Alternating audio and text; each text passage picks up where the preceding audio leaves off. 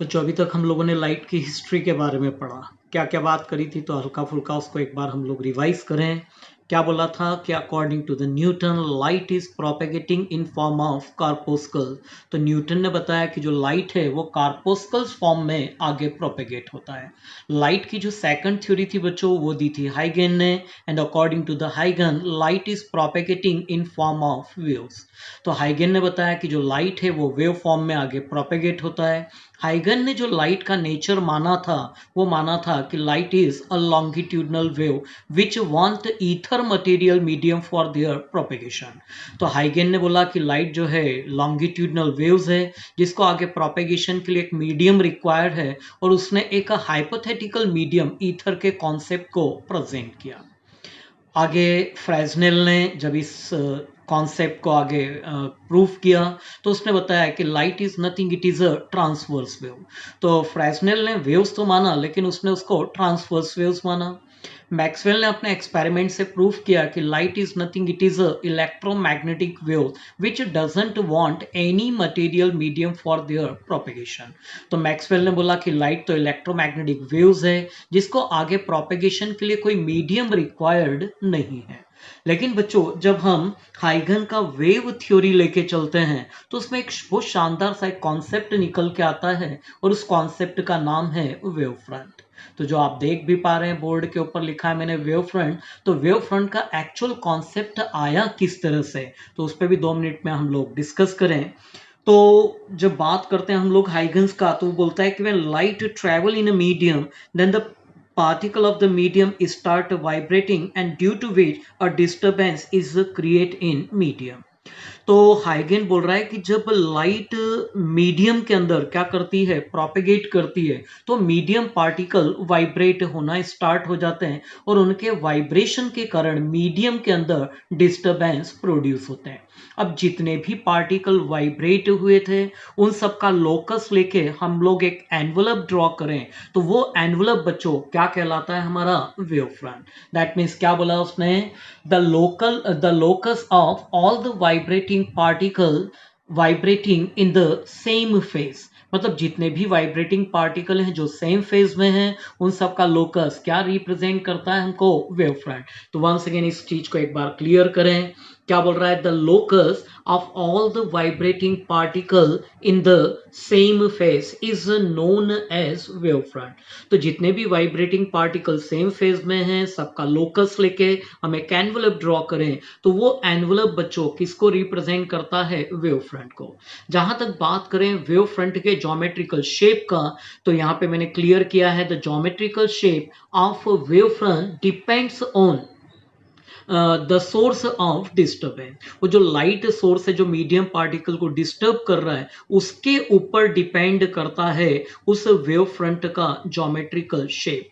और उस बेसिस पे बच्चों बात करें तो there are 3 type of wave front. First one is known as spherical wave front, second one is known as cylindrical wave front, and third one is known as plane wave front. तो यहाँ पे मैंने एक tabular form बनाया है जिसमें कई सारी चीजें किसी competition exam point of view से भी आप लोगों के लिए मैंने क्लियर किया है। तो ध्यान से देखें, सबसे पहले हम सीरियल नंबर की बात कर रहे हैं, देन हम बात कर रहे हैं geometrical shape of wave front, then बात करेंगे शेप ऑफ लाइट सोर्स, मतलब ये जो वेव फ्रंट है वो किस लाइट सोर्स के कारण हमको ऑब्टेंड हुआ है उसकी बात करेंगे।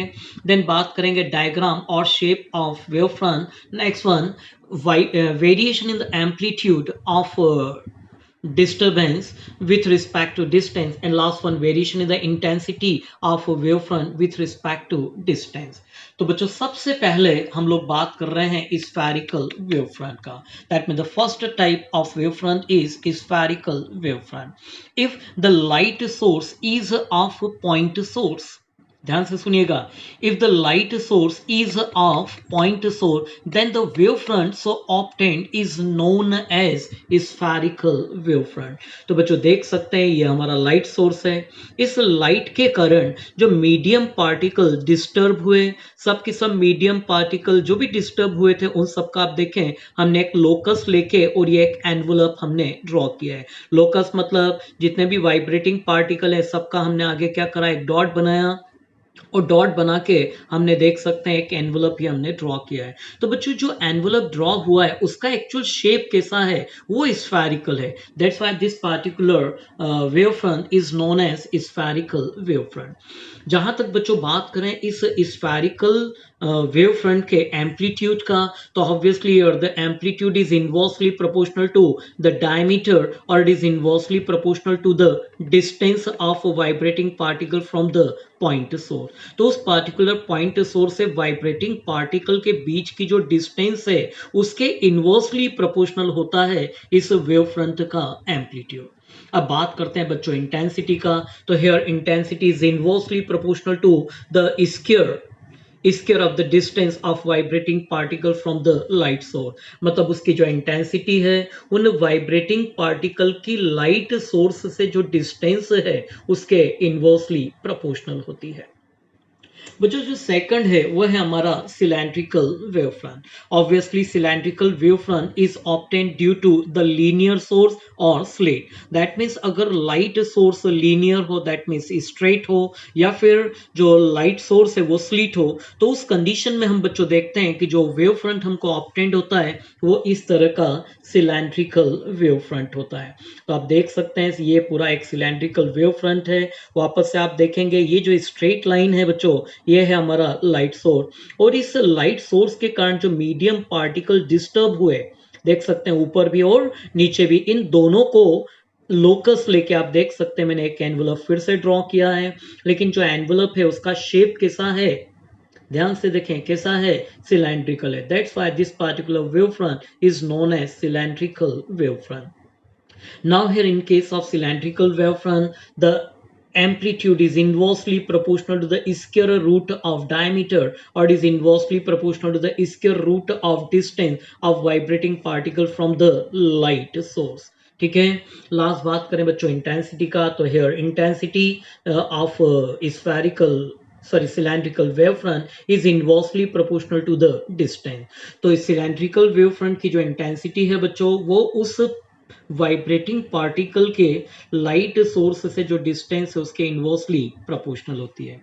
लास्ट बच्चों बात करते हैं जो वेव फ्रंट है वो है हमारा प्लेन वेव फ्रंट। यहाँ पे हम देखते हैं कि अगर जो हमारा लाइट सोर्स है वो एक्सटेंडेड लाइट सोर्स है, मतलब बहुत बड़ा लाइट सोर्स है।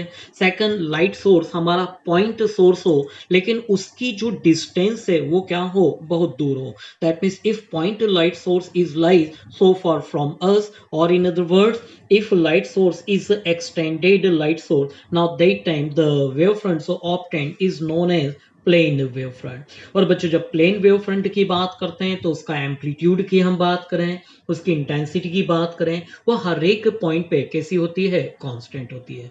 तो आई थिंक बच्चों एक छोटा सा टॉपिक था ये, किसी competition exam point of view से 2-3 चीजें बस हमको इसमें ध्यान रखना है। वंस अगेन जहां तक डेफिनेशन की बात करें तो क्या बोला उसने, the locus of all the vibrating particle in the same face is known as wavefront. There are three type of wavefront. First one is spherical wavefront. This is obtained due to point source. ये हमको याद रखना है कि spherical wavefront is obtained due to point source, cylindrical wavefront is obtained due to light source, and plane wavefront is obtained due to extended light source. Now here in case of spherical wavefront, intensity is inversely proportional to the scattering distance. In case of cylindrical wavefront, intensity is inversely proportional to the distance. And last one, in case of plane wavefront, intensity always remains constant at each point. तो ये जो last का मैंने conclusion दिया है बच्चों, इसको आप ध्यान रखिएगा किसी competition exam point of view से। ओके।